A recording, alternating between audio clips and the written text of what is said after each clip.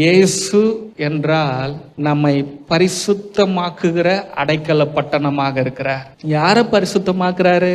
இந்த சம்பவம், இந்த சத்தியத்தின்படி யார தெரியுமா? கொலை செய்தவனை குற்றவாளியாக பார்க்காமல் கிறிஸ்துவின் பரிசுத்தத்தை அவனுக்கு அணிவிக்கிறார். கொலை செய்தவனை குற்றவாளியா பார்க்கல, பரிசுத்தவானாய் மாற்றுகிறார். அல்லேலூயா.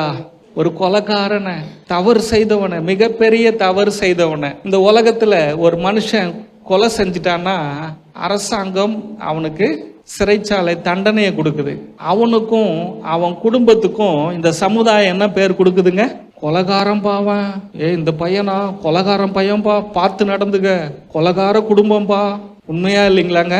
அந்த கொலை செஞ்சுட்டு தண்டனையை அனுபவிச்சுட்டு அவன் விடுதலையாக வெளியே வந்து இனிமையாவது வாழுவோம், தான் பொண்டாட்டிக்காக பிள்ளைக்காக வாழ்வோம்ட்டு அவன் ஒரு முடிவு எடுத்துட்டு வருவான். அப்பயாவது இந்த சமுதாயம் விட்டுருதா? அப்பயே நீ கொலைகாரம் தானடா. அவன் மாறினாலும் அவனை வாழவே விட மாட்டாங்க. ஆனால் உனக்கு ஒரு அப்பா இருக்கிறார், உன்னுடைய தவறுகளை அவர் பார்க்கல. தவறு செஞ்சுட்டு நீ அப்பாவை விட்டு தூரம் ஓடிராத.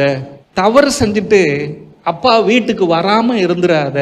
உன் தவறுகள் அப்பா பிள்ளை என்கிற உறவை ஒரு நாளும் முறிக்க முடியாது, உடைக்க முடியாது.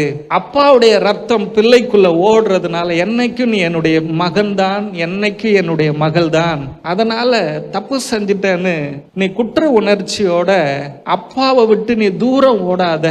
அப்பாவை தேடி வா. அப்பா உன்னை மீண்டும் பரிசுத்தமாக்குகிற நிறைவான அன்பை நான் உனக்காக வைத்திருக்கிறேன் என்று ஆண்டவர் சொல்லுகிறார்.